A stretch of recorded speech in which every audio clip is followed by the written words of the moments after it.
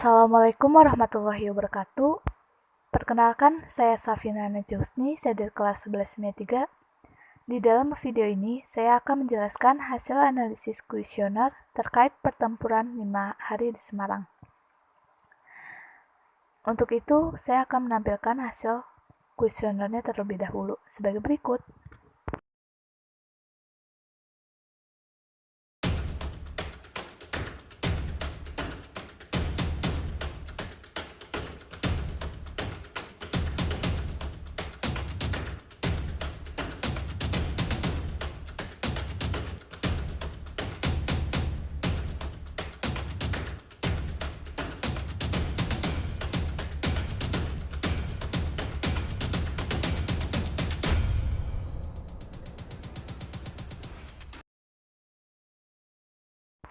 Nah, setelah melihat hasil kuesioner tersebut, saya di sini akan menjelaskan sejarah pertempuran 5 hari di Semarang. Apa sih itu peristiwa tentang pertempuran 5 hari di Semarang? Pertempuran 5 hari di Semarang merupakan salah satu peperangan antara rakyat Indonesia dan tentara Jepang yang terjadi di awal kemerdekaan Indonesia. Jadi, setelah Indonesia merdeka, tidak hanya sekutu dan khususnya Belanda yang ingin mengembalikan kekuasaannya atas wilayah Indonesia. Tetapi, sisa-sisa dari pasukan militer Jepang itu masih ada, dan gesekan-gesekan konflik bentrokan pun tidak terhindarkan. Salah satunya adalah pertempuran 5 hari di Semarang. Lalu, perang ini berlangsung selama 5 hari, dimulai dari tanggal 14 Oktober 1945 hingga 19 Oktober 1945. Dan perang ini pun terjadi di 4 titik di Semarang, yakni daerah Kintelan, Pandanaran, Jombang, dan di depan Lawang Sewu atau yang disebut Simpang 5. Lokasi konflik yang disebut banyak menelan korban dan berdurasi paling lama adalah di Simpang 5, atau yang kini disebut daerah Tugu Muda. Nah, untuk tokoh-tokoh yang terlibat jelas adalah rakyat Indonesia khususnya yang ada di Semarang dan juga pasukan militer Jepang yang ada di Indonesia. Tetapi di sini saya akan fokus pada setiap tokoh-tokoh yang terlibat. Di pihak Indonesia ada sekitar 5 tokoh yang terlibat. Yang pertama ada Dr. Karyadi. Beliau adalah dokter sekaligus kepala laboratorium Rumah Sakit Pusat Pursara. Dan beliau juga adalah tokoh yang terbunuhnya oleh tentara Jepang. Yang kedua, Dr. Gigi Sunarti. Beliau adalah istri dari Dr. Karyadi. Yang ketiga, ada Mr. Wongsonegoro. Beliau adalah gubernur Jawa Tengah yang sempat ditahan oleh Jepang. Yang keempat, ada Dr. Sukaryo dan Sudanko Mirza Sidarta. Mereka adalah tokoh Indonesia yang ditangkap oleh Jepang bersama Mr. Wongsonegoro. Dan yang kelima, ada Kasman Singodimorjo dan Mr. Sunarto. Mereka adalah perwakilan perundingan gencatan senjata dari Indonesia. Lalu yang dari pihak Jepang, yang pertama ada Jenderal Nakamura. Beliau adalah perwira tinggi Jepang, dan beliau adalah perwakilan perundingan gencatan senjata dari Jepang. Yang kedua ada Mayor Kido. Beliau adalah pemimpin batalion Kido Butai Jepang yang berpusat di Jatingaleh. Berikut adalah latar belakang peristiwa pertempuran 5 hari Semarang. Ada 2 sebab penting yang menjadi latar belakang. Yang pertama, perlawanan dari 400 tawanan Jepang yang melarikan diri dan meminta bantuan kepada batalion Kido Butai saat dibawa oleh para pemuda ke penjara Bulu, Semarang.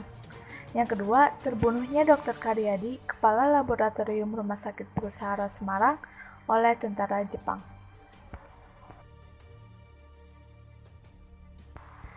Selanjutnya, kronologi peristiwa pertempuran 5 hari di Semarang.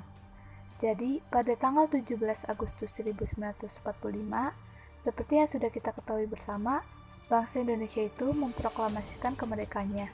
Artinya, kita sudah tidak lagi menjadi bangsa yang terjajah.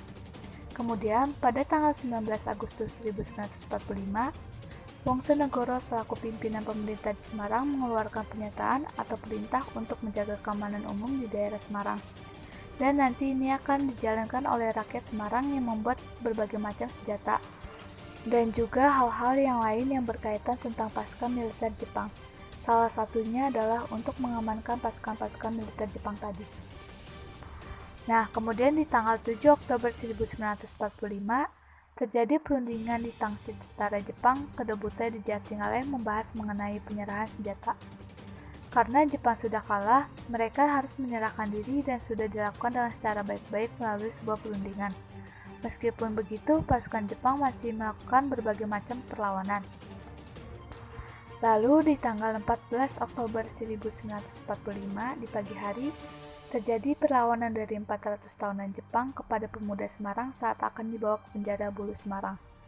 Dan pada sore harinya, petugas kepolisian Indonesia yang menjaga persediaan air di reservoir Rungkal diserang oleh pasukan Jepang dan berhasil diambil alih. Setelah berhasil diambil alih, kemudian muncul sebuah kabar di mana air ledeng yang ada di reservoir Rungkal ini sengaja diracuni oleh militer Jepang. Tujuannya adalah untuk melukai bahkan membunuh rakyat Semarang pada waktu itu. Sehingga nantinya menanggapi kabar tersebut, pimpinan Rumah Sakit Purusara ini akan menghubungi Dr. Karyadi untuk mengeceknya. Dan Dr. Karyadi itu sangat sigap dan dia juga sangat memperhatikan rakyat Semarang pada waktu itu. Mereka tidak mau rakyat Semarang menjadi korban. Sehingga Dr. Karyadi ini akan berangkat menuju reservoir Rungkal. Meskipun sebelumnya Dr. Karyadi ini sempat ditahan oleh istrinya karena situasinya sedang genting pada saat itu. Tetapi ternyata Dr. Karyadi pun tetap berangkat. Dan naasnya beliau ini di tengah perjalanan di dalam mobilnya itu dia diserang oleh pasukan militer Jepang dan dia dihentikan dan ditembaki mobilnya.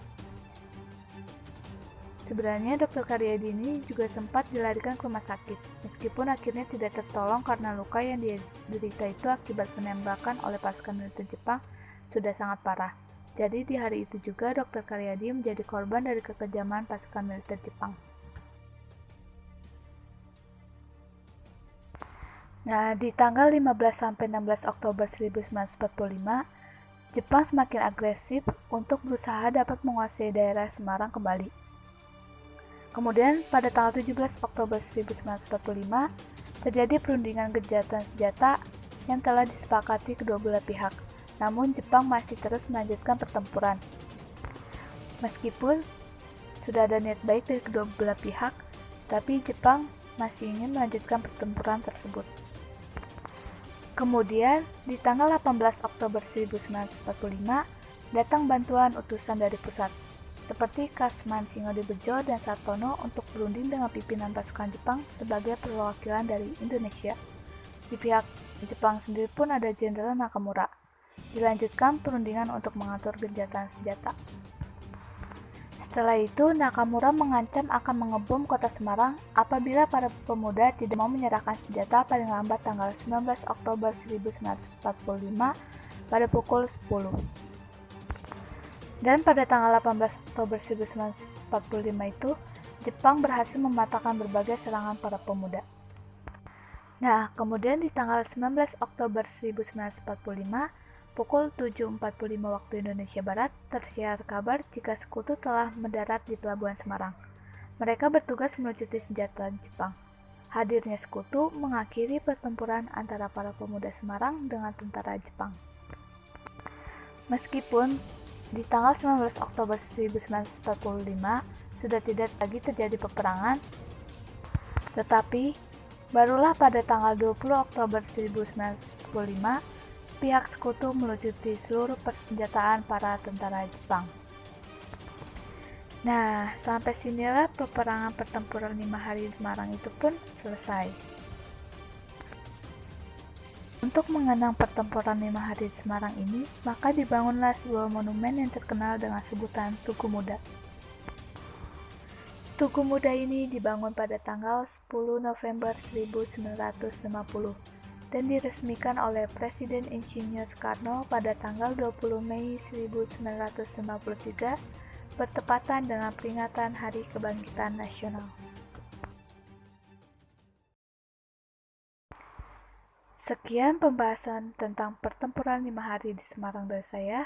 Semoga dapat dipahami, kurang lebihnya mohon maaf. Wassalamualaikum warahmatullahi wabarakatuh.